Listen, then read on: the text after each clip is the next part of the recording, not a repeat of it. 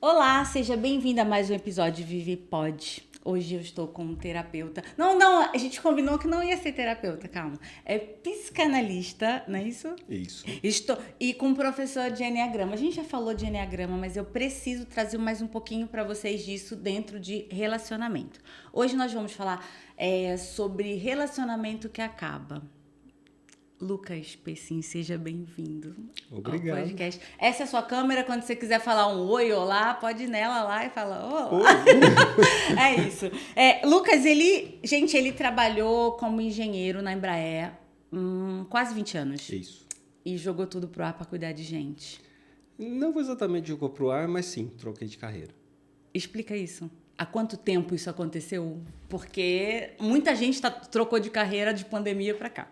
Então, o seu foi antes? Como foi? Foi durante a pandemia, sim. Logo no começo, a Embraer, lá para julho de 2020, um pouco depois do começo do lockdown, ela decidiu fazer um PDV, uma demissão voluntária. Eu já estava exercendo como psicanalista há uns 4, 5 anos, à noite. Então, estava cansado, levando 2 carreiras em paralelo. E aí eu decidi aproveitar essa demissão e sair e ser psicanalista 100% do tempo. Gente, eu fico imaginando um engenheiro psicanalista. Gente, eu converso com ele às vezes, mas pessoalmente é a primeira vez que a gente está se vendo, né, Lucas? Mas parece que a gente já se conhece. Eu não sei. Eu sempre falo para ele que todo psicanalista, terapeuta, a gente vai explicar a diferença já já. Parece que vocês estão lendo a gente o tempo todo e eu fico desesperada com essas leituras. É comum, mas não é verdade. É só o que eu falo, né? Não, as pessoas se acham mesmo observadas por quem é terapeuta. Só que isso acontece quando tem um ambiente adequado para aquilo. E não só isso, tem que gastar uma energia, tem que ter atenção para eu te analisar. E muitas vezes, por exemplo, aqui eu estou muito mais tenso e prestando atenção em mim Sim. do que exatamente em você. Então não é o tempo todo que a gente está mas analisando. eu também estou prestando atenção em você, tá, Lucas? Tá bom. Zero em mim e praticamente em você. Tá, então assim, deixa eu só explicar para o pessoal, porque eu também tenho essa dúvida. O que é um psicanalista, o que é um terapeuta, o que é um psicólogo? O psiquiatra é um médico, né? Enfim, mas acho que o básico são esses três. O que difere um do outro? Tá bom. Isso é simples, é uma dúvida muito comum. O psiquiatra, como você disse, é médico. Então, desses 3 personagens, psiquiatra, psicólogo e psicanalista, só o psiquiatra pode dar remédio. Que, na verdade, todo médico pode dar. E o psiquiatra é formado, faz 12 anos, 6 anos de formação de medicina, mais 6 de residência, para aprender a lidar com as doenças psíquicas. Então, ok, psiquiatra. O outro agora vamos chamar terapeuta, é um clínico, é alguém que atende, que faz uma sessão, que entende a história da pessoa. Qualquer um dos 3 pode ser um terapeuta, pode ser um clínico. Um psiquiatra pode ser um clínico, ele vai lá e faz um curso de pós-graduação em psicanálise. Ou ele faz uma outra faculdade de psicologia. Ele pode atender e ser clínico terapeuta, ou psicoterapeuta que a gente chama. Um psicólogo aqui no Brasil seria aquele que faz a faculdade de psicologia e tem o CRP, Conselho Regional de Psicologia. Ele pode seguir várias linhas. Então, o psicólogo ele pode ser da linha sistêmica, ele pode ser junguiano, ele pode se tornar freudiano dentro da psicanálise, tem várias linhas. Um psicanalista é um terapeuta quando ele atende as pessoas, porque você pode ser um psicanalista apenas teórico. Isso acontece muito às pessoas, por exemplo, de RH. Eles podem aprender numa faculdade, num curso de pós-graduação, as ideias da psicanálise e ter o conhecimento teórico da psicanálise. Então, o psicanalista clínico, que eu me tornei um psicanalista clínico, é aquele que vai ser um psicoterapeuta seguindo a linha que veio de Freud. Não necessariamente Freud, pode ser os discípulos depois dele, mas é essa linha. Então, entendi. Ok? Então, Se você não entendeu também, você volta e escuta de novo, porque não é tão simples. Lucas, eu te trouxe, assim, a gente conversou antes sobre vários assuntos e a gente não falei, não vou fazer nenhum script, nem vou anotar nada, porque eu vou deixar a conversa aí, mas eu queria falar de dor de final de relacionamento. Eu tinha falado até uma frase antes que eu esqueci, né? O que era mesmo que eu falei? Amor que dói? Então, é um amor que a gente acha que vai morrer. Ótimo tema. Vamos lá? Vamos lá. O que você quer saber? Ótimo. Então, quando a gente tem um relacionamento, a gente termina esse relacionamento. Muitas vezes, a gente vai falar desses 2 lados, tá? Quando a gente termina ou quando o outro termina. Tá? São duas coisas importantes, porque, assim, eu passei por isso, você passou por isso, vários dos meus amigos estão nisso. Infelizmente, porque, assim, sei lá, enfim, cada um sabe sua parte. Mas fala pra mim um pouco, assim, no caso da pessoa que escolheu sair, ela vive luto também?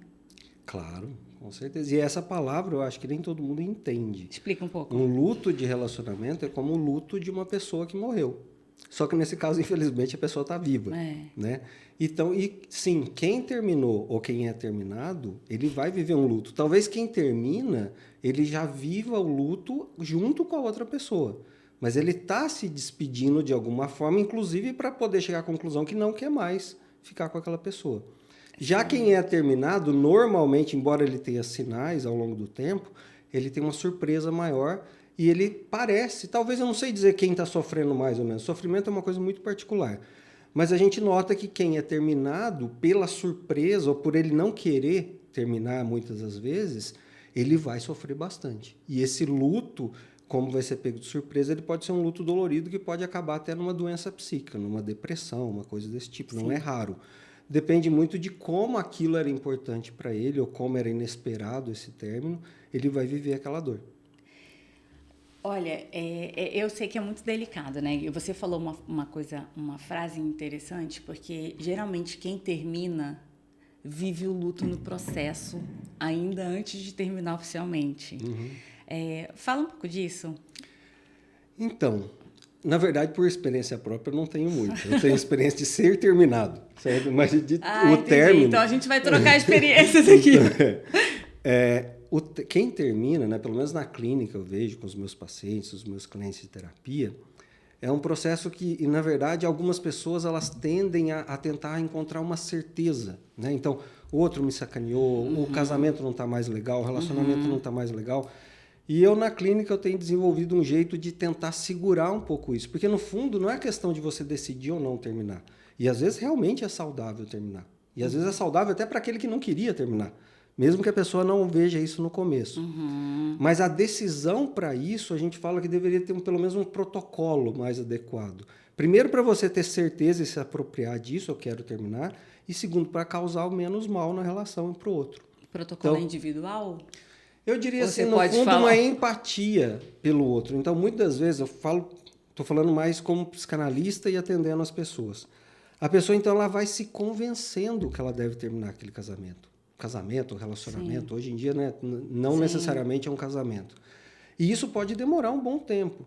Mas, às vezes, a angústia é tão grande que a pessoa quer, eu brinco assim, ela pode ter hipóteses ruins, hipóteses meio paranoicas em relação ao outro. Então, o outro, na verdade, não está me dando atenção. Na verdade, ele pode ter alguém, ou, na verdade, ele nunca me deu atenção. E eu falo, isso é muito fácil, porque isso é muito reativo. Naturalmente, a gente, quando se sente prejudicado por alguém, injustiçado, a gente procura meio que malhar o Judas. Eu vou ver a pessoa de forma bem negativa, porque aí é fácil eu decidir. Falar, então ele é mau, vamos tirar ele da frente. Isso é fácil. O difícil é eu inverter essa reatividade e falar, e se eu tiver alguma hipótese empática? E se, na verdade, eu tentar me colocar no lugar da pessoa e pensar que, na verdade, ele tem um ponto cego, na verdade, ele pode estar estressado com alguma outra coisa. E aqui é muito difícil de falar sem um caso concreto. Para quem terminou ou para quem foi terminado? Eu diria ainda para quem está querendo terminar. Vale para os dois, mas, na verdade, quem está querendo terminar, ele já começou esse processo. Digamos que o terminado, ele não sabe ainda que vai ser terminado. Então, nesse processo, na terapia, quando eu noto que alguém está indo por esse lado, eu tendo a ajudá-lo a, ok, se a gente precisar, a gente vai entrar no modo de paranoico aqui, meio assim, de combate. Ok, a pessoa é ruim, não sei o quê. Porque isso dá uma energia de término. Falou, realmente isso daqui não é mais para mim. Mas enquanto isso, pelo menos aqui dentro do consultório, mesmo online, vamos tentar ser um pouco mais empático? Vamos tentar. E a pergunta é, você quer realmente terminar? E nem sempre a gente quer responder isso. É mais fácil a gente falar sim. Né? Como se fosse aquele programa antigo do Silvio Santos, era uma cabine, né? Quer trocar uma bolinha de ping-pong para uma bicicleta? Sim, não, lógico. Sem ouvir. Então, se ouça, e se depois de você se ouvir, você realmente chegar à conclusão que quer terminar, a pergunta vem, e como fazer isso? Né? E aí vai de novo, de caso a caso. Se tiver alguma coisa muito grave, você está num sofrimento muito grave causado pela outra pessoa, você vai terminar rápido.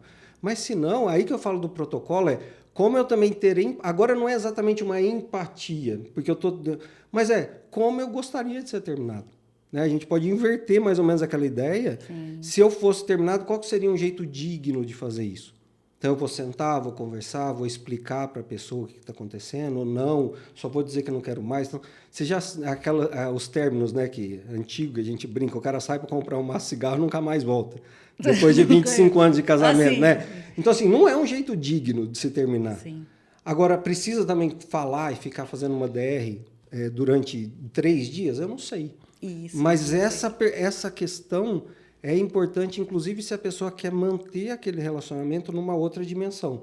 Quer manter como amigo, ou, por exemplo, se tem filhos, ou se tem algo em comum, o jeito que você termina com alguém vai contar muito em como ele vai querer se relacionar com você depois. Sim. Então, se você tem alguma coisa para continuar compartilhando com essa pessoa, quem vai terminar é bom que ela faça isso de um jeito bastante digno, para não atrapalhar, na verdade, a próxima fase da relação dos dois. Que vai vir, né? Porque... Que vai vir se eles tiverem filhos, vai vir para o resto da vida, certo? Mas se eles tiverem um negócio em comum, no mínimo eles vão ter que se encontrar para falar do negócio. Acaba sendo um negócio. Eu sempre falo que as crianças são a sociedade. Né? Eu não tenho jeito, é sem fim. Eu vou encontrar no altar, vou encontrar todo dia, vou ter que resolver, vou ter que ligar. Então, isso eu sempre acho, eu sempre tento olhar com esse olhar que você fala de poder olhar como o outro gostaria. Eu, Viviane, particularmente, gosto de fechar ciclos.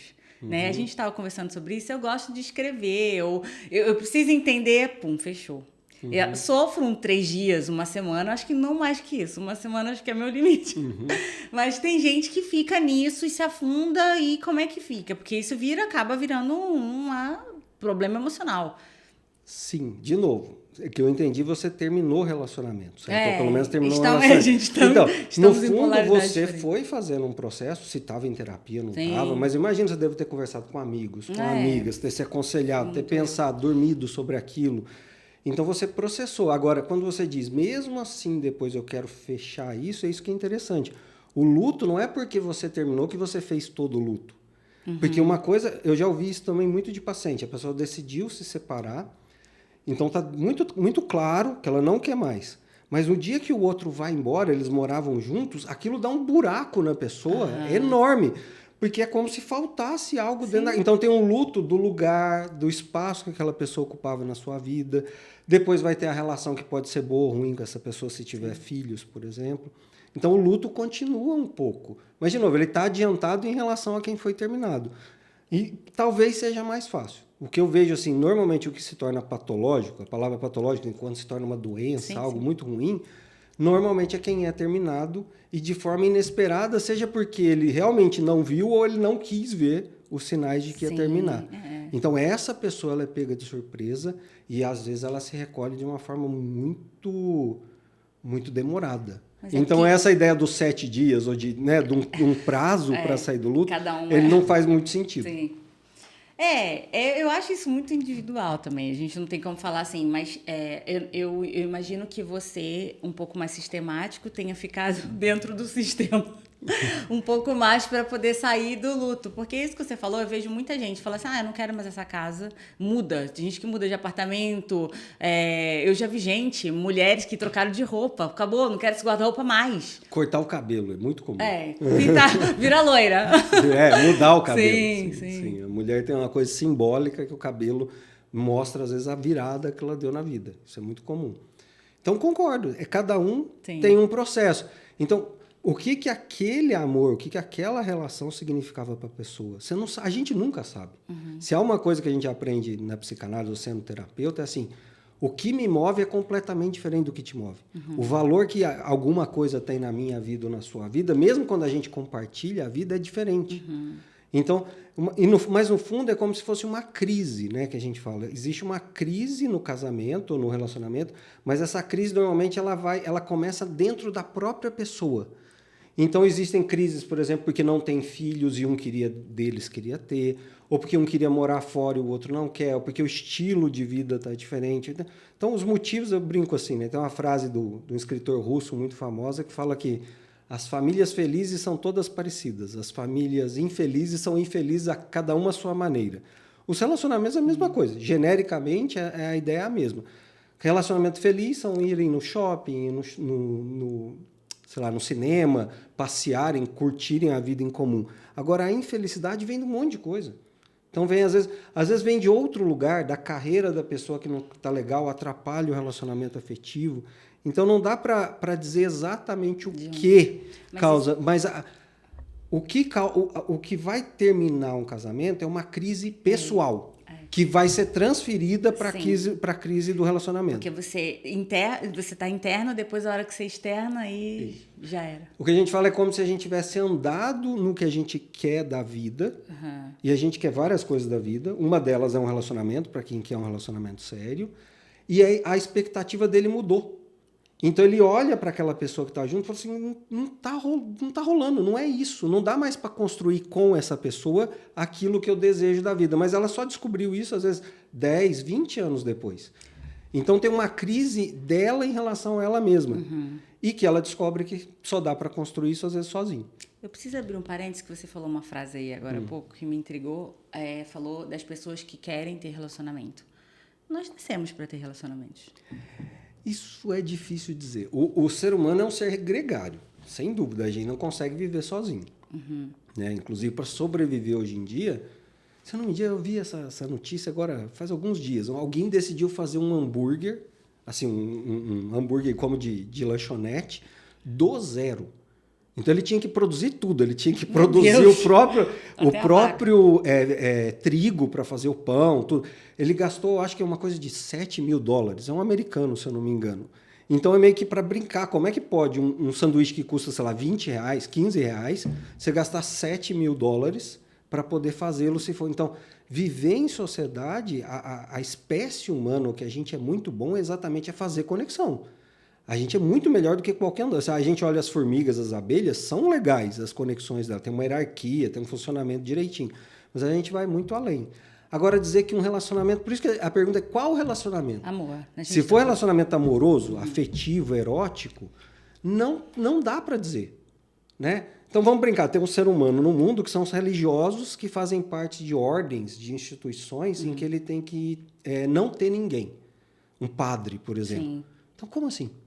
Não consegue viver sem um amor. Ele pode... mas ele tem um amor por Deus, ele tem amor pela comunidade. Sim. Aí a gente começa aquela história. O que é amor? Talvez é a palavra mais difícil de definir em qualquer língua. Ela é polissêmica, né? Ela tem um conjunto de significados infinitos. Então, relacionamento afetivo erótico, ou seja, você vai ter várias dimensões, inclusive a dimensão erótica com alguém. Tem hoje, por exemplo, no Japão, o Japão é um case no mundo. Muitos jovens de 20 e poucos anos não querem ter relações com ninguém. Não querem. Preferem uma boneca inflável, preferem a masturbação. Estão tendo relacionamento com a boneca. Aí fica aquela pergunta, não querem ter ou não sabem ter? Sim. A própria cultura, né, criou isso. Mas a verdade é que o ser humano, a gente tem tantas diferenças entre si. Eu, de novo, como psicanalista, eu respeito muito. Não vejo problema nenhum em alguém falar assim, eu não quero ter nenhuma dimensão dessa erótica, mas eu quero ter um relacionamento muito legal com amigos, com a minha família e por aí vai. Então, sim, não tem gente que não quer ter um relacionamento amoroso, erótico. Eu não sei nada disso, mas particularmente eu acho que isso não é para ser normal. Eu acredito que a gente foi criado para ter um outro, para dividir com o outro, enfim... Não é sexualmente falando, mas como você falou, eroticamente? O erótico aqui é o sexual mesmo. Né? Então, eu vou pegar, claro, padres, freiras, algumas... Não. O amor deles, a afetividade, está, às vezes, no coletivo que a gente fala. Mas se você botar isso biblicamente, porque eu sei que você lê um pouco, talvez, mas Paulo fala isso, né? Que é bom que o homem fique só. Porque, e ele encoraja, gente, fica solteiro. Entende? Assim, mas eu, particularmente, Viviane, não acho que eu seria só. Assim, como eu acho que você também não, Matheus também não. Não sei. E um monte de gente não, sim. E é isso que é o tema. A gente está falando de um conjunto de pessoas que é a maioria. Você conhece alguém? Pessoalmente? Conheço pessoas religiosas. Mas Não, conheço, sim. já tive Não por clientes que ideologia religiosa. passam por essa ideia. Só que o que ele descobriu no fundo? Que era muito mais, né? Um cliente que não se relacionava bem, tinha medo de se relacionar com alguém. Não é exatamente não desejar aquilo. Então, o que a gente pode dizer é assim, parece que a espécie também a gente tem um desejo natural de se apaixonar por alguém e de ter amor por alguém, afetivo, erótico. Sim. Se isso vai ser concretizado ou não, Sim. é uma outra coisa. E por que vai ser ou não? Então, como eu falei, da sociedade japonesa, a pergunta é, não aprenderam? Não querem porque não aprendem? Ou porque, igual como hoje em dia, a gente não quer ter filhos? Isso é muito clássico, a quantidade de filhos Sim, na sociedade desenvolvida diminui. Por quê? É por falta de amor a filho? Não. Talvez porque o amor dele vai para os pets ou vai para outros lugares e isso não faça tanta diferença para a vida dele. Então, a diversidade humana é imensa. Então, não dá para julgar que alguém não queira um relacionamento, que ele tenha um problema. Eu acho que nem é julgar, mas eu acho que quando você falou a gente entra em aspectos religiosos, sim, é uma escolha da pessoa. Sim. Mas uma pessoa normal, assim como eu e você, dificilmente. Eu não sei, pensa em casa, responde aqui, fala aqui. Não que estamos você acha? falando dos ermitões. Sim. Então, ermitões, aquele que Sim. mora na montanha Sim. sozinho, e mesmo que não seja um religioso. Eles existem, mas eu acho realmente que são exceção. Eu acho que a grande maioria das pessoas, né, pelo menos que na clínica, até antes de vir, eu estava pensando nisso. Realmente esse é o tema. Sim.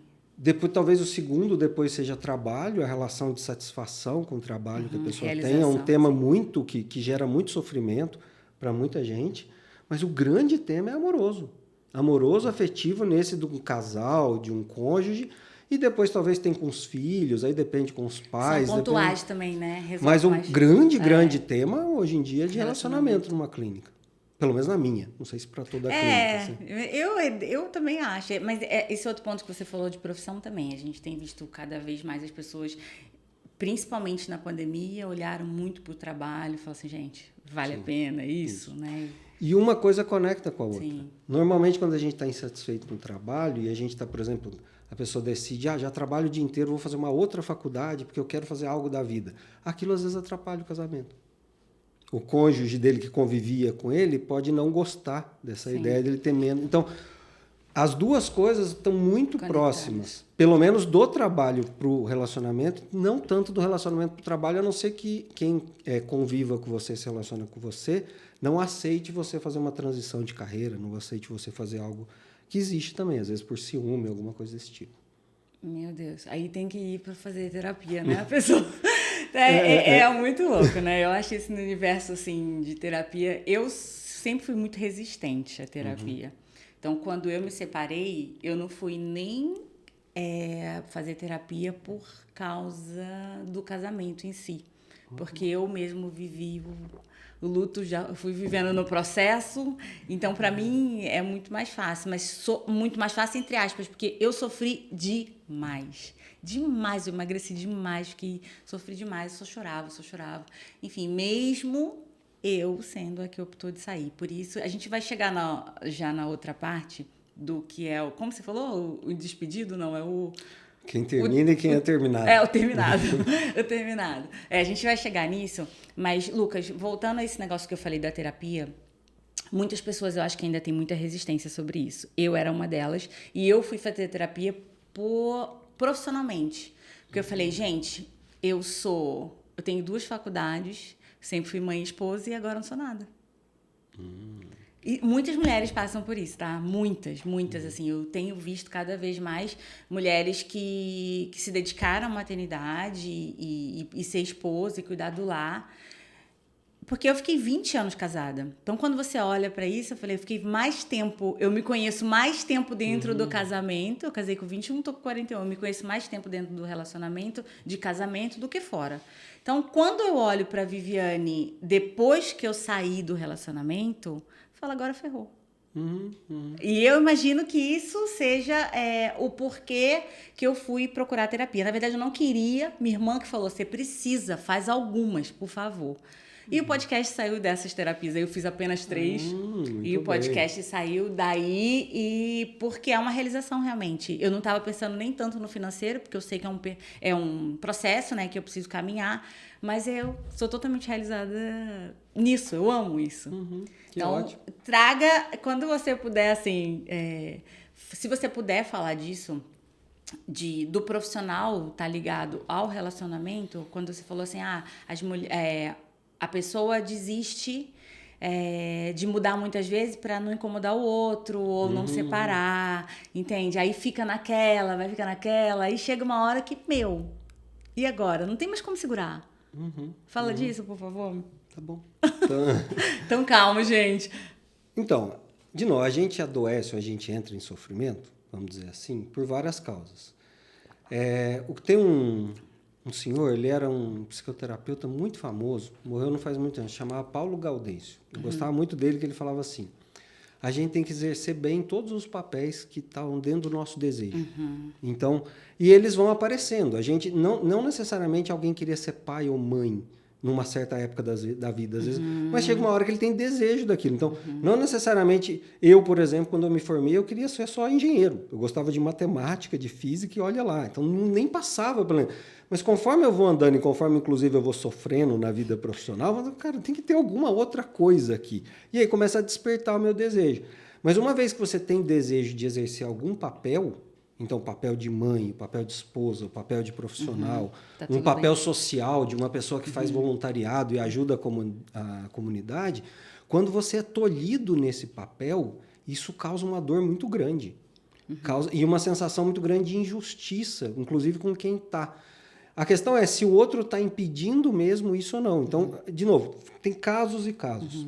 Mas tem casos que a própria mulher, vamos usar o caso da mulher especificamente, que ela está tão absorvida pelo papel de mãe, que realmente demanda uma energia absurda, que ela acaba se esquecendo dos outros papéis.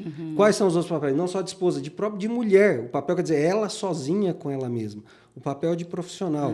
E às vezes ela se ressente de ter deixado de fazer esse papel por um tempo e quer voltar. Então, o que eu estou entendendo, pelo menos o que você diz...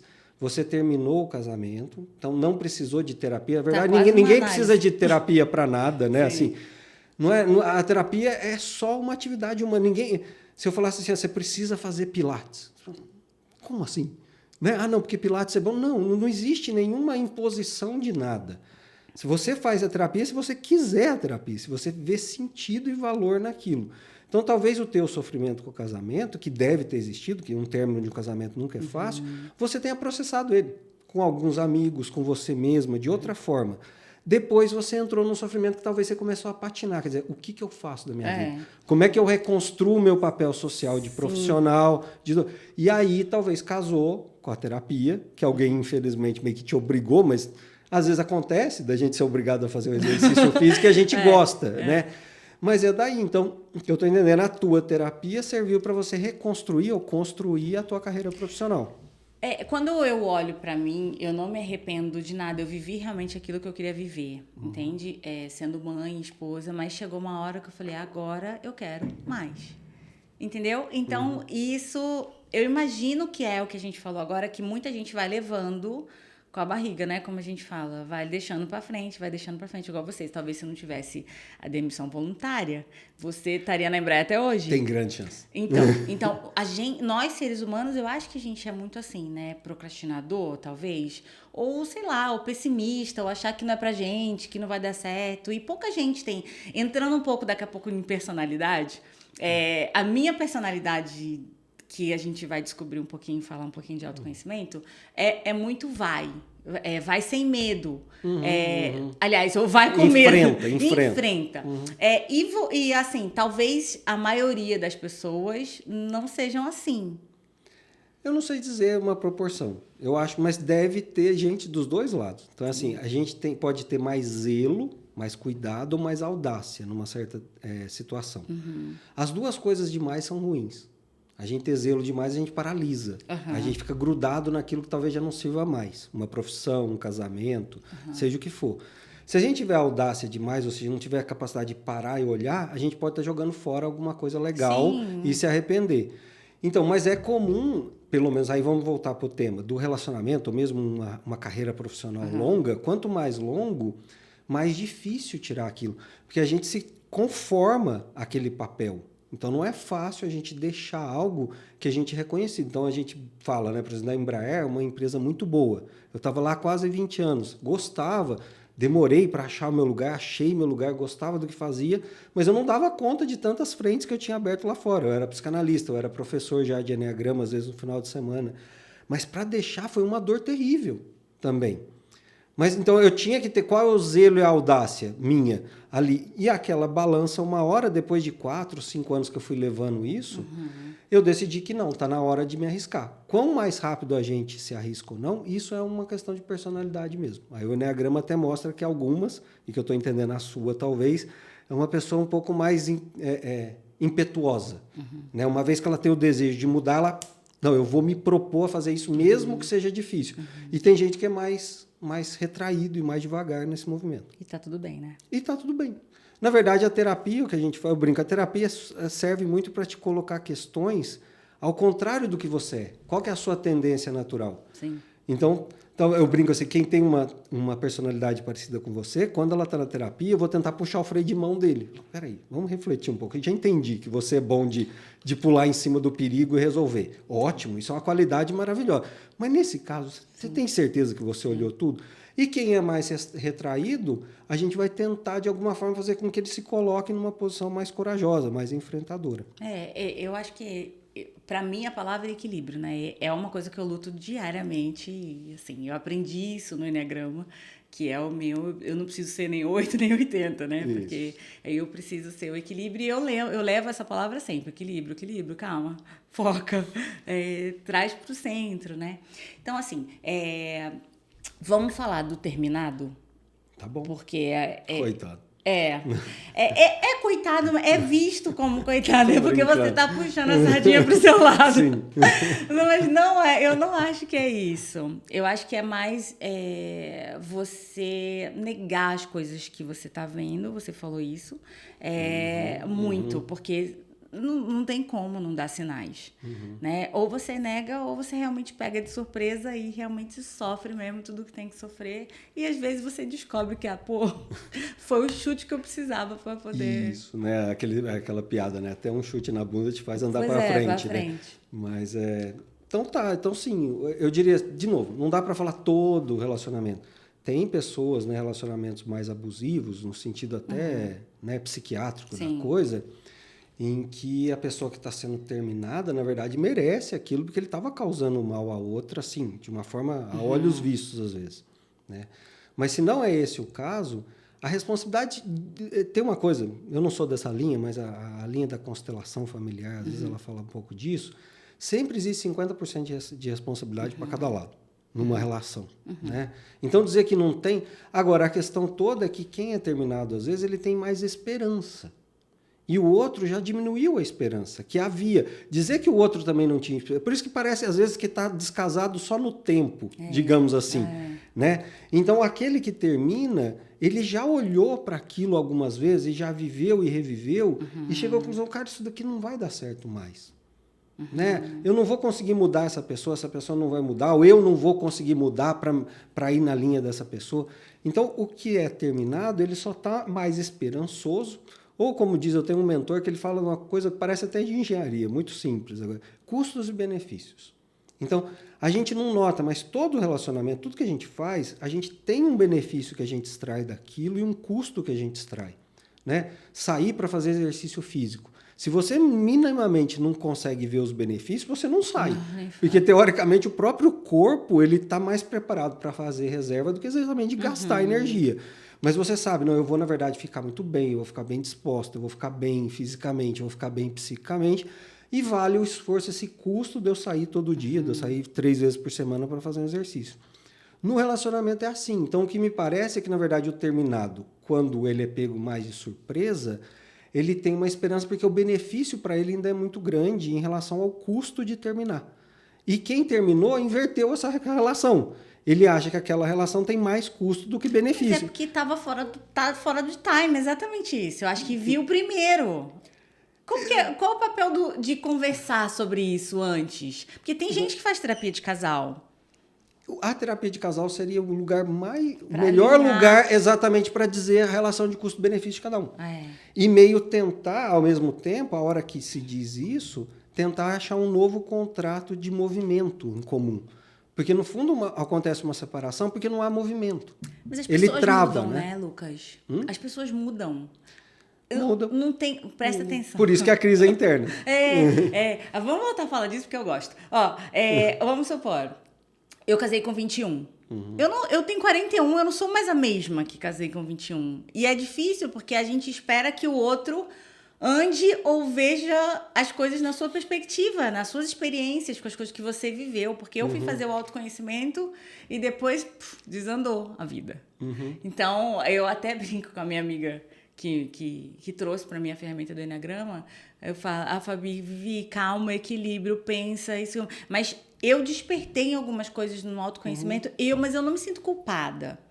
Sabe? Por terminar o casamento? Você Não. diz? Por ter feito, por ter começado esse processo de autoconhecimento em mim, porque começa individualmente. Aliás, é dentro da pessoa. Né? Então, quando ela chega a externar uma coisa dessa, é porque ela tá num time diferente da outra pessoa. Em tudo. Sim. Para terminar um relacionamento muito longo assim, com certeza. Né? É natural que... O que foi construído é muito importante pra gente. Mas quando o outro, vamos supor que o outro, ele não tá vendo esses sinais.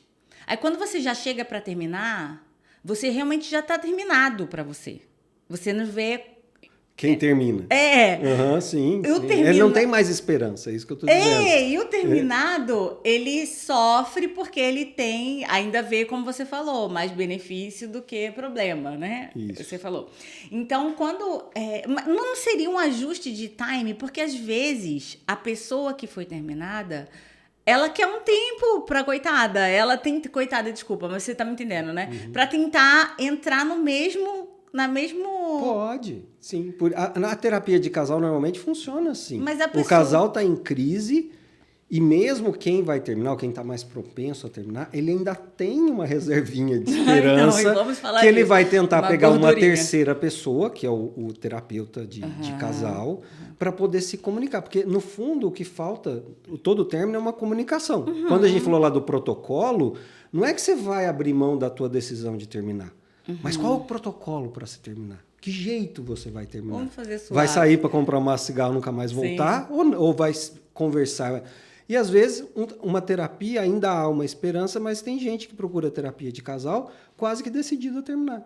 Para que aquela pessoa meio que ajude ela a se comunicar com o outro dizendo, já não dá mais para mim. Faz sentido. Né? Faz sentido, porque tem gente que tem dificuldade de comunicar isso. E eu acho que é super, super normal, né? Porque fica-se muito tempo em relacionamento e, pra mim, eu gostaria que durasse a vida toda. Eu nunca imaginei que ia terminar um relacionamento de 20 anos. Nunca passou. Mas aconteceu e tá tudo bem. Eu vivi aquilo, a gente conversou... Eu nem sei hoje de verdade como isso funciona muito pra ele na cabeça, sabe? Mas é bem tranquilo o nosso relacionamento, principalmente porque nós temos filhos. E isso pra mim é muito claro. É sempre... se a gente estava falando de constelação, a constelação fala muito isso, né? Que papai e mamãe não são mais marido e mulher, mas nós continuamos papai e mamãe. Sim, o papel, são os papéis. E isso não tem como mudar. Então, quando a gente tenta comunicar, a minha parte mais sofrida, eu imagino que a pessoa que está em casa também saiba, e você também tem filhos, eu acho que essa é a parte mais sofrida. Eu não sei se para todo mundo, né? Porque tem gente que talvez traz muito para si, mas filhos é um peso muito grande, é uma coisa assim que você... Nossa, daqui a pouco eu que vou fazer terapia. Não, mas você tá me entendendo? O peso da gente de sair de um relacionamento, a gente fica. E muita gente fica. A gente fala que Fátima Bernardes e o William Bonner ficaram até os filhos serem adultos, mas de já ouvir falar que eles eram só amigos dentro de casa há muitos anos. Entendeu? Então, esperaram os filhos fazer 18 anos, maioridade, para poder sair. E as pessoas ficam nisso. Dependência emocional?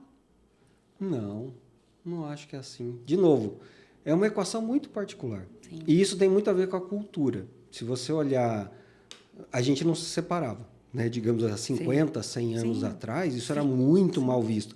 E não era só pelo lado da mulher, pelo lado do homem também, que era casado. Mas era uma questão também de sobrevivência. Muitas das vezes, só o homem tinha papel social. Ele era o provedor, ele saía. Então, como que a mulher que estava reservada só ao papel de mãe, ela ia terminar um casamento? Como é que ela ia fazer? Ela ia ter que voltar a morar com a mãe, né? Depois, como é que isso vai andando? Começa a se terminar, mas peraí, qual que é a parte mais custosa, digamos, de se criar um filho?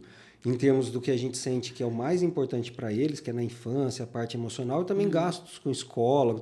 Então, você vai ver também casais que decidem diminuir, vamos dizer, o relacionamento já não tem o erótico. Então, normalmente o erótico é o primeiro que morre, eles vão dormir em quartos separados, alguma coisa assim, mas eles vão tocar aquele projeto conjunto que são os filhos até os filhos irem para a faculdade.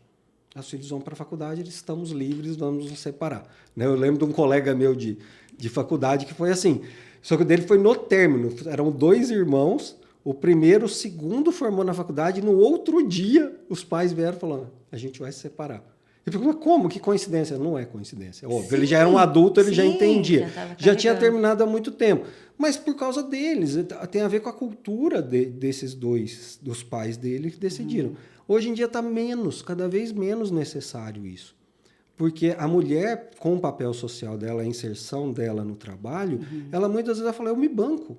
Inclusive, eu me banco e banco as crianças, em certa medida, e o outro vai pagar uma pensão, vai pagar às vezes igual, às vezes nem vai pagar. Tem muita mulher que fala assim, deixa a pensão para lá, eu prefiro, né, ficar livre. Normalmente a mulher ainda fica, mas há exceções, mas é ela que fica. Então, sim, os filhos é um tema, mas aí é muito interessante. Hoje em dia fica muito claro, né? Parece uma receita de bolo, mas não é. A pergunta é o que realmente é melhor para os seus filhos? Que você continue casado e infeliz, porque eles vão ver isso, eles absorvem, obviamente eles vão ver, Sim. ou você se separar e ser mais feliz, ou pelo menos menos pilhado, e eles também verem isso. Então chega-se à conclusão que o melhor exemplo que eu posso dar para os meus filhos é estar bem.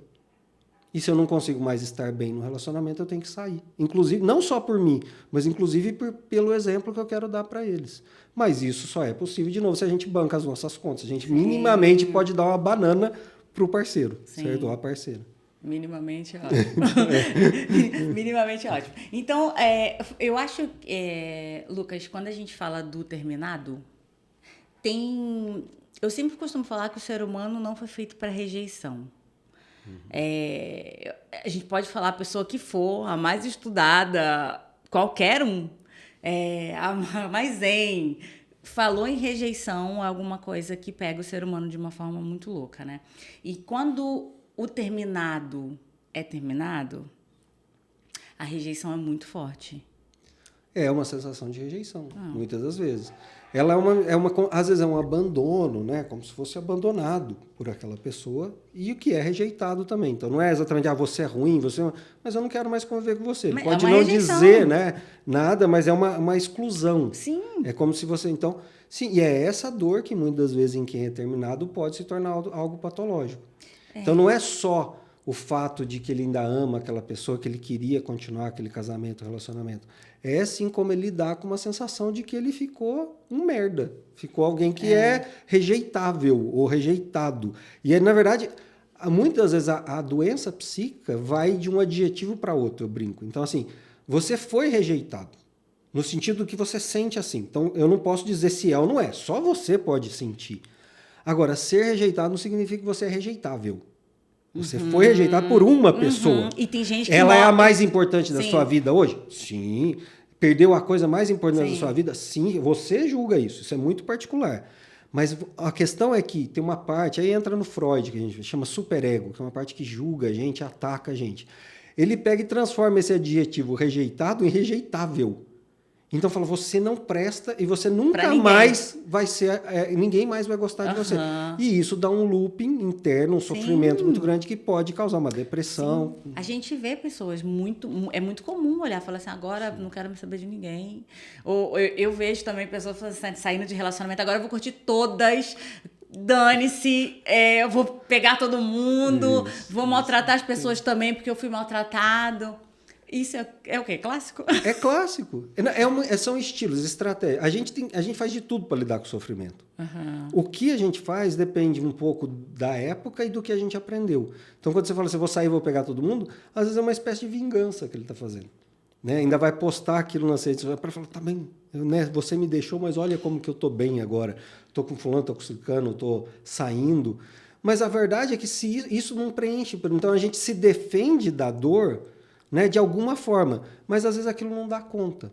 Porque no fundo eu tenho que voltar e pensar o que na verdade agora eu quero. E às vezes a dor é porque quem é pego de surpresa, né, quem é terminado e fica mais... O que eu vou fazer da minha vida? É a grande pergunta, porque eu não me via sem essa pessoa, não me via sem a instituição casamento, ou sem a instituição família, pai, mãe e filhos.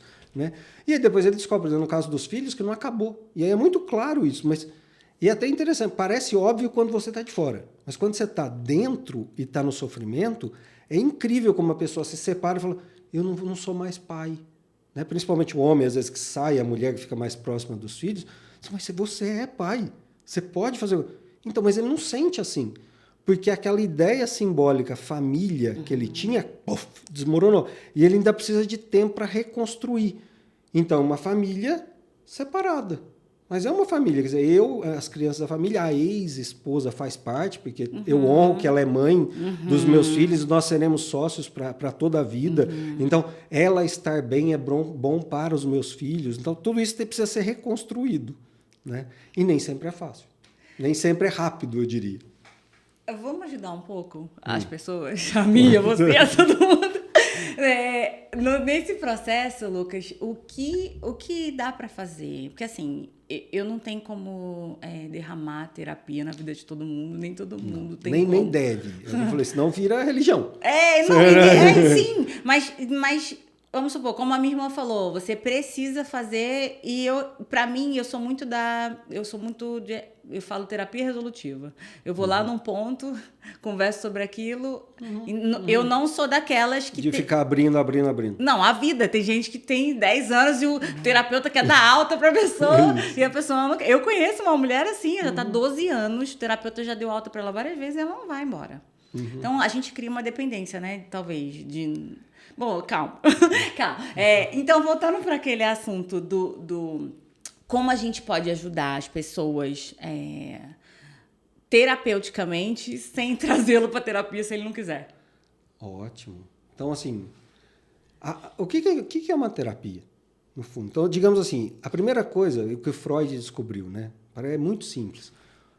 Emoções não expressas, não transformadas em palavras, em discurso, elas vão se transformar em sintomas. O corpo, então a ideia do psicossomático é a mente cria doenças, mas não é exatamente que ela cria.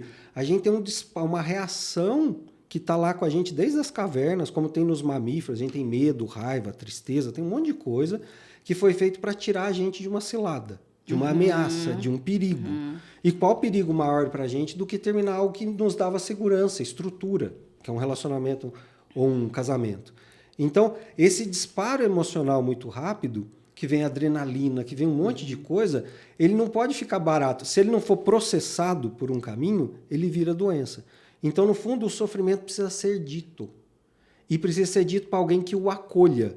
No sentido de, não assim, eu também vivi isso. Né? Então, é aquele tipo... Mas um amigo, quando a gente tem um amigo de verdade, e esse amigo é capaz de te ouvir, ele está sendo terapêutico. Então, eu diria assim, para quem está em sofrimento de término de relacionamento, o que ele precisa é encontrar um canal de comunicação para ele poder ser sincero com o que ele está sentindo. Porque se ele ficar saindo na balada à noite, tá tudo bem, bebe, aquilo vai acabar dando problema na vida dele, vai parar ele de alguma forma. Então, aquilo precisa sair. Então, terapia, no fundo, é conseguir acolher o sofrimento de alguém, o discurso de alguém. Muitas vezes, só isso já dá um resultado enorme. Mas aí é lógico, o terapeuta ele vai começar a ajudar você a refletir, a devolver o teu próprio discurso para você. Um amigo pode fazer? Eu sinceramente acho. Tem gente que tem talento para isso. É verdade. Né? Pode não ter estudo. E se a gente for voltar, aí era um estudo também, um padre ou um pastor, ele cria uma forma de te ajudar terapeuticamente. quer te ouvir, entender o teu problema, acolher, mas muitas vezes, no caso de padre, pastor, ele vai te dar uma direção, ele vai ser mais tendencioso naquilo que você deve fazer para resolver.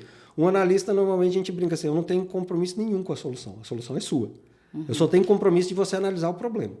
E para isso você precisa dizer o que você está sentindo. E como você está sentindo, o que você está pensando, como é que você olha aquilo, como é que você entende, o que o teu ex-marido representa, o que os filhos representam, o que o casamento representa, o que a profissão representa. Eu tenho uma coisa minha, que eu acho que acaba sendo o que você falou um pouco aí, que eu nem sabia, né, de Freud. Eu tenho facilidade de falar e quando eu falo, eu me escuto e eu mesma acho solução e tá tranquilo. Entende? Então, assim, quando eu falo em oração, eu falo em cartas, falo em poema. Bom, eu dou um jeito de falar. Falo com a Kelly, falo com o Matheus, falo com alguém que vai me escutar e que eu sei que não tem julgamento, porque vai me ouvir. Às vezes eu tô só assim, num turbilhão que eu só preciso falar. E as pessoas também são assim. Elas estão no turbilhão que elas só precisam falar. E tem gente que não consegue falar. Não solta aquilo. E como fazer esse povo abrir a boca para falar, tem que falar? Às vezes é terapia. E aí a gente começa de ajuda profissional, né? A ajuda profissional é para quem não tem a dificuldade de se expressar, mas a verdade é qual o tamanho do sofrimento que a gente vai. Então, o quanto eu já estou há muito tempo patinando sobre aquilo. Então, um bom indicativo, dura que às vezes os nossos parentes, os nossos amigos, vai para terapia quase como se de novo, vai para academia. Não é? No fundo, a melhor informação então, que a gente pode dar para alguém que a gente gosta é: eu não estou sentindo você bem. Não, mas eu estou bem. Não sei o que é. O teu tom de voz, o jeito que você me atendeu. E quem convive muito, você pega pequenos sinais. Mas isso tem que ser carinhoso, de novo, não é impositivo. Eu estou vendo alguma coisa errada? Você quer falar o que está acontecendo? Não. E você pode deixar aquilo passar. Mas se aquilo você começa a sentir que a pessoa está patinando, então, vamos brincar, né? Um amigo começa a sair muito frequentemente, ele não saía. O que está acontecendo com ele? Né? Então, ele parece que está querendo se mostrar mais feliz do que normalmente ele se mostrava. Isso quer dizer o quê? Mas são sinais. Então, e ele pode ser encaminhado por uma terapia. Então, de novo, a terapia é obrigatória? Não. Precisa ser feito por muitos anos? Aí é interessante aquilo que você falou. Nenhuma coisa, ninguém deveria ser obrigado a fazer terapia, mas ninguém deveria ser obrigado a parar a terapia por um julgamento de que ele se tornou dependente da terapia. A questão é de grana, muitas vezes. Então, você vai fazer uma terapia, principalmente a psicanálise, ela é mais cara, porque a formação do psicanalista é muito cara. Mas a questão é quanto a pessoa e quanto ela quer dedicar de tempo para aquilo. E só a própria pessoa para responder. Tem muita gente que vai para uma terapia com um problema específico, casamento, término, trabalho. Ele passou lá 1, 2 anos, digamos, e terminou aquilo. Falou, adorei ficar aqui. Eu agora gostaria de pensar como é que eu vou fazer da minha carreira, que eu quero fazer uma transição. Ele ainda não está nem... Mas ele quer usar o espaço para isso. Tudo bem. Não é exatamente o estilo mais clássico da terapia, que é curar uma doença, um sofrimento muito agudo, mas se torna quase filosófico. Quer dizer, o que eu quero? Qual o sentido que eu quero na minha vida? Qual o desejo que eu quero colocar no mundo? Ou, no fundo, muitas vezes aparece gente, jovens às vezes aparecem para mim assim, na época do vestibular, eu não sei o que eu quero fazer de carreira. E isso está causando ansiedade, está causando um monte de sofrimento nele, e aí você vai ajudá-lo a pensar sobre isso. Tá tudo bem, né? Porque um outro assunto depois que eu quero trazer, a gente vai falar. E isso é um assunto muito que eu queria muito falar depois com você e a gente vai trazer. Eu acho que eu quero entrar um pouquinho no Eneagrama só para dar uma ajuda para as pessoas se conhecerem. Sempre voltando, a gente quando se conhece, as coisas ficam muito mais fáceis de você agir e reagir com as coisas que acontecem na vida. Então, assim, vamos falar só um pouquinho, porque assim... Eu não posso terminar isso sem dar uma ferramenta para as pessoas. E assim, para a Viviane deu muito certo. Mas eu não sei se para outras pessoas tem o mesmo efeito. Mas se ela se olhar, saber quem ela é, que tem pontos bons, pontos ruins, tem como equilibrar, né? Bom, enfim, você que vai falar disso e vamos lá. Tá bom. Então, vou falar do Eneagrama relativo a relacionamentos. É isso que você quer, né? Sim. Então, o Eneagrama, para quem não conhece, ele é uma tipificação que a gente fala de psicologia. O que quer dizer tipificação? Quer dizer você classificar as pessoas em grupos da mesma forma, uma forma parecida de pensar, sentir e agir. Você que já conhece o Enneagrama, seria aqueles 3 centros de Sim. inteligência que a gente fala. Sim. Mas isso vem da psicologia como uma coisa geral, que é o jeito que a gente funciona. As 3 dimensões, normalmente, a gente usa para funcionar no mundo. O que o Enneagrama faz? Então, ele consegue chegar num entendimento seu que vai muito além daquilo que é externamente observável, que a gente fala de comportamento e atitude. Então, digamos, né, aqui, eu acho que os espectadores até podem notar isso. Você é mais extrovertida, mais comunicativa, mais aberta, né? Eu sou mais retraído, mais fechado. Então, isso você vê em várias classificações que você tem. Você tem no Facebook, você tem o DISC, o Big Five, tem vários outros que podem ser usados. O Enneagrama vai um pouco além. O Enneagrama também fala disso, mas o Enneagrama faz uma pergunta que é mais interna, que é assim, o que faz você ser assim? Então tá, você se reconhece extrovertido, muito emocional, uma pessoa criativa, que não gosta muito de regras, que gosta de fazer o próprio ambiente, tudo. Mas de onde vem isso? O que tem dentro de você que leva você a ser assim? Então a gente fala são motivações. Isso vem normalmente de valores e crenças. São formas que você vê a realidade e que você acha que são grandes valores. Então, por exemplo, quem é mais impetuoso, que talvez seja o teu estilo de personalidade, ele tem como grande valor uma certa presença e força no fazer, né?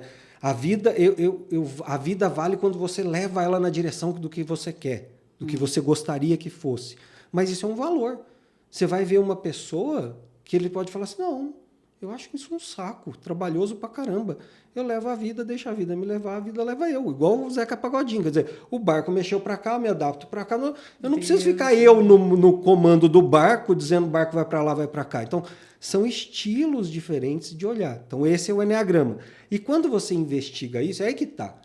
O Enneagrama, ele brinca, ele fala assim, então vamos investigar o que tem dentro de você? O que te motiva? Quais os teus valores? Quais as suas crenças? Aí você encontrou. Falei, então, tem um problema. Você se aferrou muito nisso, naturalmente. Por isso que você desenvolveu ótimas habilidades. Então, você é extremamente corajoso, põe para frente, é fazedor, é uma pessoa dinâmica. Só que isso traz problemas. Ser só assim, ou ser exageradamente assim, te faz, às vezes, perder o olhar para quem você ama, te faz perder outras dimensões, às vezes fica só workaholic, só trabalho, só meta, só, né? Então, não é bem assim. Então, e aí ele vai inverter. E aí, como é que o Enneagrama chega nos relacionamentos? Que é isso que, às vezes, eu critico o aprendizado do Enneagrama, porque você vai lá, faz um teste na internet, chega no tipo dela, senão faz um workshop de meio período. Não vai funcionar, porque no máximo você vai aproveitar e vai entender o seu perfil.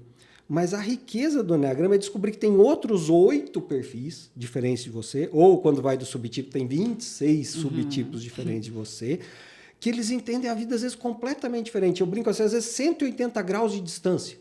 Então, um exemplo que eu dou muito é assim, 2 pessoas discutindo o que é preciso para ser feliz. Aí, debatedor A e debatedor B. Aí eu falo assim, tá bom, eu começo, eu já sei. A gente precisa de uma certa independência para ser feliz, autonomia mesmo. Eu quero escolher com quem que eu me relaciono, com quem que eu trabalho, eu quero ter a minha grana, o meu espaço, senão como é que eu vou ser feliz? Tá bom. Debatedor B, um cara educado, né, diplomático, assim, eu entendo, mas eu não sei se eu concordo. Porque, para mim, eu adoro gente.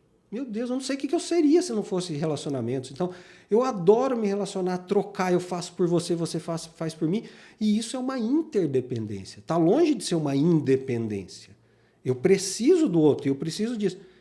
A Viviane olha, qualquer hora e fala assim, gente, tem alguma coisa errada aqui. Porque A tem razão, B tem razão, mas A e B não tem razão ao mesmo tempo. Então, o Enneagrama fala, então, existe gente... É esse que é a complexidade da vida. Alguém pode valorizar e crer numa coisa oposta à sua. E você tem a tendência de julgar isso como ruim. Para o quê? Para manter aferrado ao seu valor. E o que ele vai fazer? Vamos inverter isso. Vamos tentar olhar para você e para os seus valores, para as suas crenças de forma mais crítica, perguntar se ela é boa 100% das vezes, e vamos olhar para aquilo que te desagrada de uma forma um pouco mais empática e falar, será que isso em certas circunstâncias não pode ser bom? Alguém dessa forma, que olha desse jeito, que age dessa forma, que pensa, que sente ou que age dessa forma pode ser bom? E aí você tem a mágica da melhoria dos relacionamentos. Porque normalmente eu falo que todo mundo tem alguém, um estilo de pessoa que fala assim, gente, normalmente é o chefe, né? Isso sempre acontece com o chefe.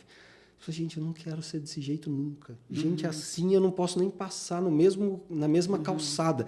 Ele me irrita só da respiração, certo? Então, não. Porque a coisa não é pessoal. Muitas das vezes aquele estilo é só uma forma diferente da sua de estar no mundo.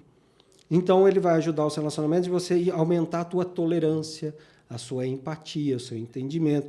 Inclusive o Eneagrama, que tem uma parte que vem da espiritualidade, ele diz de compaixão. Ele diz uma coisa quase, né, divina, uma coisa mais ética de um relacionamento que eu também valorizo o outro e também entendo o outro para conviver melhor com ele. Então essa que é a ideia do Eneagrama, ajudar nos relacionamentos. Eu me entendo, em certa medida eu me critico um pouco. Eu entendo o outro e quando normalmente eu criticava e tinha preconceito, agora eu faço o contrário, eu tento entendê-lo. E com isso eu melhoro os relacionamentos, em qualquer dimensão, no trabalho, no casamento, onde for. Sempre olhando para si primeiro, para depois você conseguir Com ter certeza. empatia e compaixão, enfim, pelo outro. E isso, para mim, eu nem te falo em âmbito de relacionamento erótico, né? Como a gente fala, como você fala, mas de relacional com família. Claro. Muita coisa. Eu tive várias coisas diferentes, assim, de olhar meu pai. Foi sensacional, foi libertador em muitas coisas. Eu sei que tem algumas coisas que foram feridas de infância, né? Mas eu escolho hoje... Eu não gosto muito de falar ressignificar, mas é como se fosse isso, né? Transformar aquilo numa nova experiência, um novo olhar para ele, né? Olhando... Porque a gente trata de ferida de infância. Você não falou nada sobre isso, mas as pessoas... todas têm. E todo mundo acha que não... Minha infância foi ótima. Eu escuto isso. Minha infância foi maravilhosa. Não tive problema. Mas a pessoa não sabe que é como ela interpretou, que é hoje onde ela está, quem ela é, que tem muito a ver com aquilo. Fala só um pouquinho disso. Tá bom, então. Isso tanto tem na psicanálise quanto no Eneagrama também. O Eneagrama, no fundo, ele bebe... né? Ele se nutre de várias fontes. Sim. Então, você vai ter a espiritualidade, você vai ter a psicanálise lá dentro, você vai ter vários tipos de psicologia. Então, a ideia do... Desculpa. Imagina. Da onde vem a ideia da criança? Isso é uma base da psicanálise. Na verdade, quem funda isso é Freud.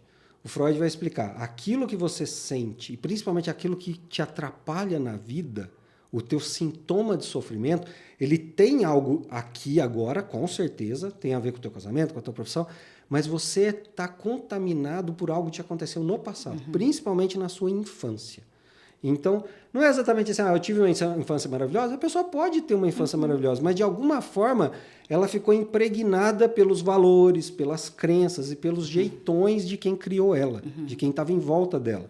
Mesmo uma criança que mora no orfanato, não tenha pai e mãe, digamos assim, aquelas pessoas, os adultos ou os maiores que estavam em volta dela criando, eles passaram valores culturais para ela.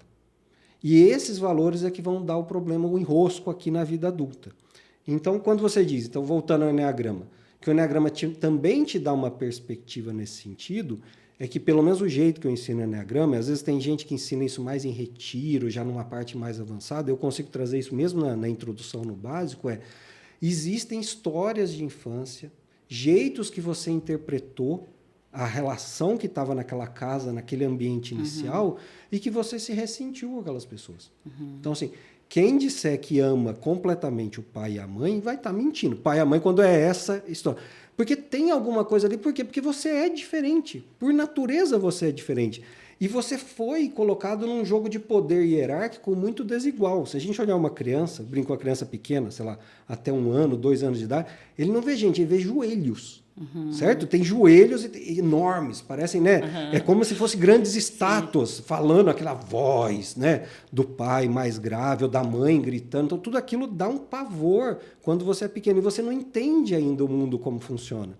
E você vai compreendendo aquilo e vai criando vieses. Então, meu pai é muito severo, ou minha mãe é uma pessoa que não me dá atenção, e tem cada um. E o Eneagrama, o engraçado é que o Eneagrama também dá hipóteses sobre isso.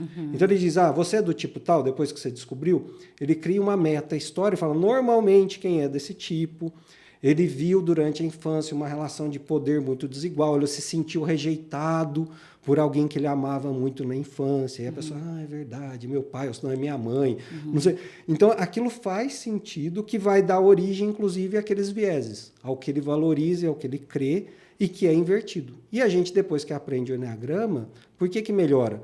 Porque eu posso olhar, às vezes, para o meu pai, para minha mãe e falar, mas, gente, eles também foram crianças. Igual, não precisa ser o Renato Russo com a música lá, Pais e Filhos. Eles são crianças, dentro deles, porque eu acabei de aprender um sistema que diz que eu faço coisas automaticamente que vem de o que eu aprendi na infância. Isso fica muito claro. Então, se eu sou assim, ele também é. Mas isso não foi responsabilidade dele, foi do contexto que ele vivia. Então, tá tudo bem. Sim. Agora, eu sou adulto, eu não dependo mais tanto dele, ele não consegue mais exercer essa força, esse mando, às vezes, sobre mim, então eu não preciso mais me relacionar cheio de dedos com ele. Eu posso simplesmente falar, tá ok, sofremos. Lucas, sensacional. E a gente acaba saindo do relacionamento, mas é o autoconhecimento que vai... A sua criança, né, ferida, e vai trazendo, e é o que você falou assim, agora buga agora quando tá com 40 e pouco, quer separar e tudo, mas eu acho que são somatizações de experiências que a gente foi tendo em todo o período, né, que a gente foi moldado de acordo com quem criou e os valores que a gente viveu. Meu Deus, eu vou te chamar de novo, se você não se importa, para a gente entrar no assunto Enneagrama mesmo, para a gente falar de tipos e ajudar as pessoas. Eu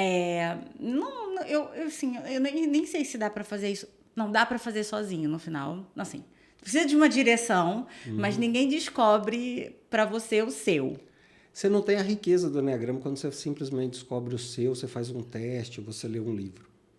Eu acho que precisa de um tempo, né, maior, precisa e precisa de uma explicação mais aprofundada para você entender a riqueza dele. Mas isso é o meu ponto de vista. Assim. Tem gente inteligente que é capaz de... Assim, um tipo 5. Bom, enfim, gente, eu vou trazê-lo, se você não se importa, mais uma vez para a gente entrar um pouco mais nesse assunto. E se a pessoa quiser marcar uma mentoria individual, ou workshop, as coisas que você faz... a pessoa se aprofunda nisso, porque é tão gostoso que você entra num negócio e tem gente que fica... Eu fui num retiro uma vez, um workshop, que a mulher desistiu no começo. Ela falou, não é pra mim, não quero mexer com isso. É profundo demais. Que é um negócio muito louco, mas não é louco pra ruim. Tem gente que encara isso, né? Como louco pra ruim. Se descobrir, fica desnudado, mexer com coisa que tá quieto. Eu acho assim, eu prefiro a coisa mais suave. Então, se a pessoa... Igual numa terapia. Não gostei do terapeuta. Sim. Vai embora, procura outro. Sim. Então, você vai num curso de autoconhecimento, você vai num retiro, e aquilo não te bateu legal, vai embora. Não faz... mas isso quer dizer que você tá resistindo a se conhecer? E daí... Cada um tem um tempo, cada um tem uma hora, ninguém sabe onde dói exatamente. Então, cabe muito mais a quem acolhe se moldar do que quem está em sofrimento ter que se moldar a quem acolhe. Então, assim, o sofrimento é muito único, muito particular. Então, eu concordo assim, o autoconhecimento é legal? Sim. Todos deveriam buscar? Sim. Quando? Cada um vai descobrir. Sim. Pode ser em sofrimento, pode ser que a pessoa busque quando ela não está em tanto sofrimento, mas é muito particular.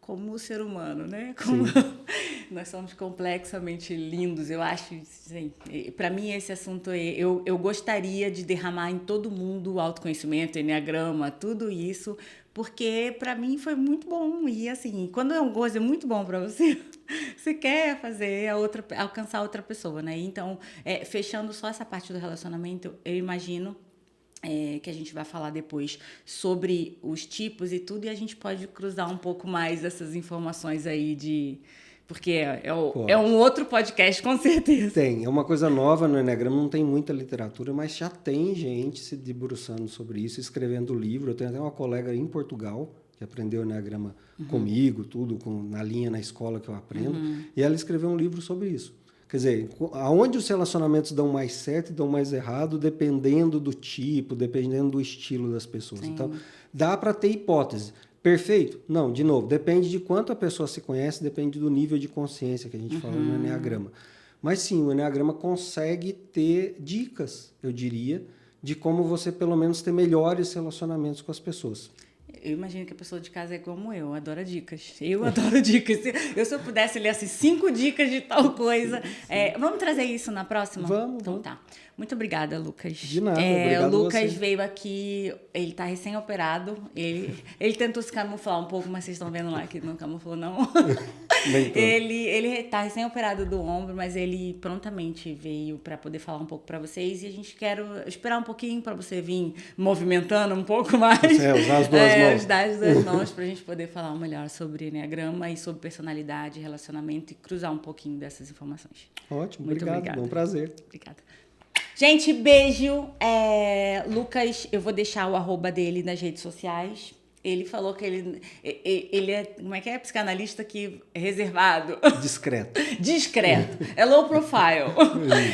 Mas eu fico querendo que ele bote algumas coisas, porque não pode ficar só nele, nem no 1 a 1. Ele precisa derramar muito isso. Poxa, poder espalhar isso para o maior número de pessoas. Um beijo, gente. Fica aí, assiste o episódio, comenta, segue ele lá nas redes sociais. Se você tiver alguma pergunta especial para ele, eu tenho certeza que ele vai responder. Um beijo, fica com Deus, tchau, tchau. Até o próximo episódio.